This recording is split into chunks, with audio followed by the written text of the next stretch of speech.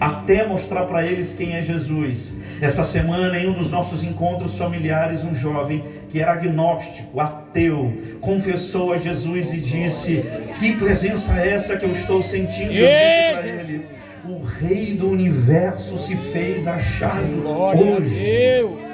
Salvação chegou nessa casa. Jesus tem me permitido, querido, um amor muito grande por feiticeiros, ocultistas, umbandistas, e muitos deles têm se convertido nos últimos 3 anos. A casa de adoração ali onde nós pastoreamos tem sido marcada por muitos desses, e o primeiro deles, que era bruxo, hoje é um homem de Deus que prega o evangelho a toda criatura, um profeta que Deus tem usado. Eu quero chamar a sua atenção: Deus se faz revelado aos homens. Deus disse ainda, escute isso, uma mente transcendente, uma mente complexa, aquele que conhece cada um dos bilhões de estrelas pelo seu nome, aquele que criou galáxias e mais galáxias. Ele, segundo a palavra de Deus, sabe exatamente quem é você, e a Bíblia nos diz que Ele pensou em você antes que você fosse formado no ventre da sua mãe.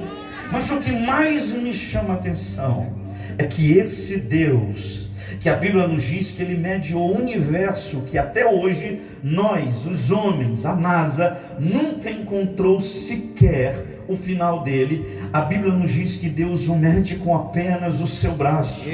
O salmista nos diz que as águas da terra cabem na palma de suas mãos, que a terra é o escabelo, o local onde Ele descansa os seus pés. Esse mesmo Deus, Ele olhou para o homem e disse: eu quero me relacionar com o homem.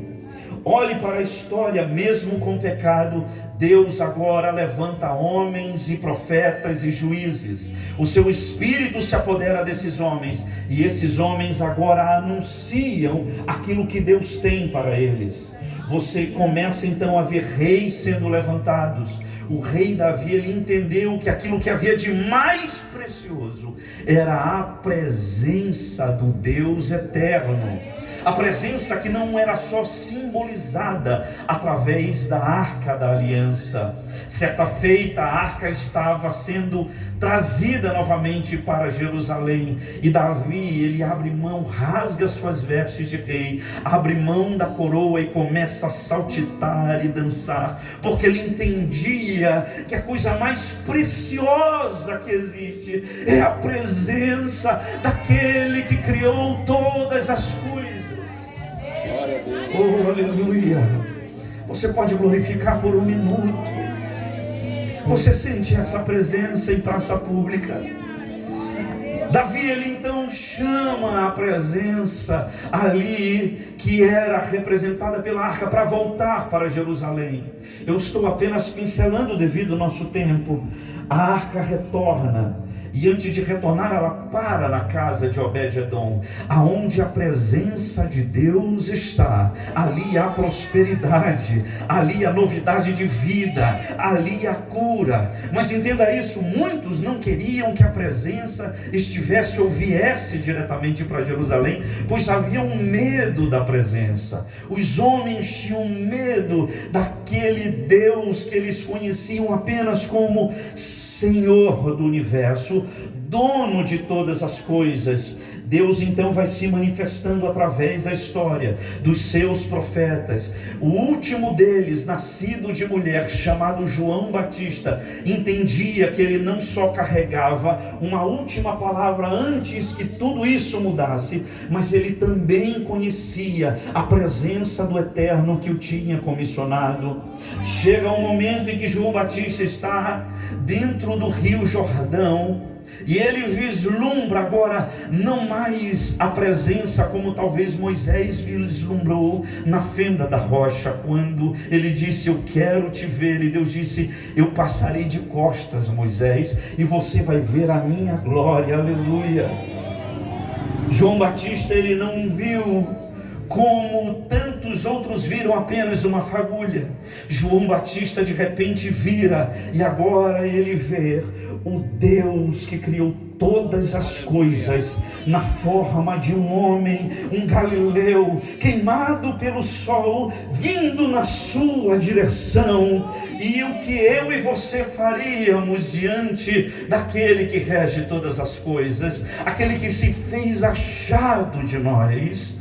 João Batista, ele faz nada menos, nada mais que olhar e dizer: eis o Cordeiro de Deus que tira o pecado do mundo. João Batista reconhece aquele que parecia ser apenas um homem, mas ele não era. Nós estamos falando daquilo que Paulo disse: ele abriu mão da sua glória. Ele, mesmo sendo Deus, não teve por usurpação ser igual a Deus. Ele esvaziou-se de si mesmo. E quem somos eu e você para acharmos que somos alguma coisa? Queremos ser o alecrim dourado, a última bolacha do pacote, quando o próprio Deus esvaziou-se de si mesmo e habitou entre nós. Ele se fez a escória da humanidade.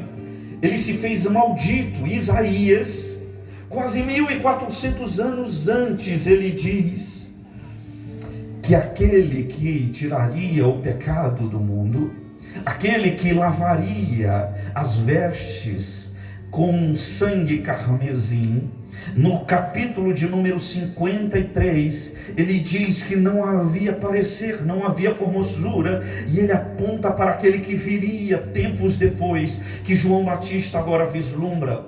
E eu quero chamar a sua atenção. Jesus, ele passeia entre os homens, as multidões o seguiam, os discípulos o amavam, os apóstolos começaram a multiplicar aquilo que estavam aprendendo. Mas o que mais me chama a atenção é que ele é levado ainda assim à cruz. Não foram os fariseus que o levaram à cruz, não foi o pecado que o levou à cruz, não foi Roma que o levou à cruz. O próprio Pai o entregou na cruz para que eu e você pudéssemos estar aqui 2000 anos depois, com as mãos levantadas e dizendo: nós te agradecemos pela tua doce presença. Enquanto ele se sacrifica na cruz, fenômenos acontecem na terra. A Bíblia diz que o sol escureceu. A NASA confirma exatamente o eclipse na mesma época. Acesse o site da NASA e você vai ver que isso é real. O céu escureceu. A Bíblia diz que houve um terremoto naquele momento, exatamente no momento que Jesus entrega o seu Espírito. A terra, ela responde. Mas houve algo ainda maior, um fenômeno espiritual nos pórticos do templo, aonde antes somente desde a época de Arão, sumo sacerdote, um homem levantado, uma vez ao ano, representando toda a nação, acessa a presença de Deus para fazer um sacrifício. Deus, ele se fazia achado dos homens, porém através de um homem só, representando todos os homens daquela época.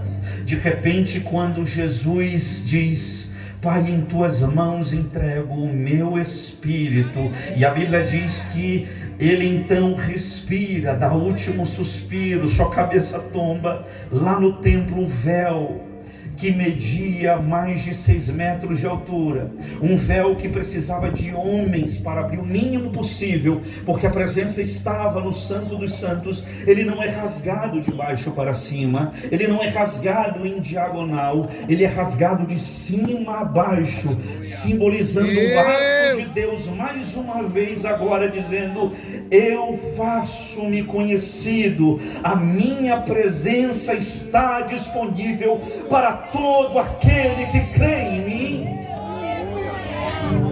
Eu acho que você não entendeu. Eu e você antes não sentíamos o que sentimos hoje. Eu e você não poderíamos entrar no nosso quarto, dobrar os nossos joelhos e acessar diretamente o trono da graça. A distância de Deus para você hoje é a distância de uma oração. Antes não poderíamos fazê-lo, mas Jesus veio exatamente para nos reconectar com o Pai que está nos céus. Aleluia! Jesus é o único caminho, meu amigo. Ele é a única verdade. Ele é a vida, e ninguém acessa a presença do Pai se não for por Ele. E eu quero caminhar para o final dessa mensagem dizendo para você: quando os discípulos olham para Jesus e perguntam, mas e depois que o Senhor for, como que a gente vai ficar? Jesus diz: eu não deixarei vocês órfãos, eu vos darei o Consolador. Primeiro Deus se manifesta como Senhor, agora Ele envia o Filho que se manifesta a nós e aponta para o Pai. Agora o Filho vai subir e Ele diz: vocês não estarão órfãos até que eu volte novamente. O Espírito Santo habitará em vocês. Ele usará vocês para proclamar essa mensagem de avivamento até que eu volte. Você pode levantar as suas mãos essa noite e glorificar, porque o Espírito Santo está entre nós essa noite. Aleluia. Eu vou te dar 2 minutos para você glorificar essa presença, para você glorificar o dono da presença. Ele se faz achado dos homens. Ele sempre quis um relacionamento. Ele não quer te encontrar aos domingos na igreja. Ele não quer que você sinta um arrepio apenas quando você louva ou quando você vê o homem de Deus pregando. Ele quer ter um encontro diário contigo, no teu quarto, na tua sala, enquanto você vai para o trabalho, quando você volta para sua casa. Ele quer falar ao seu coração dizendo: eu me faço conhecido teu.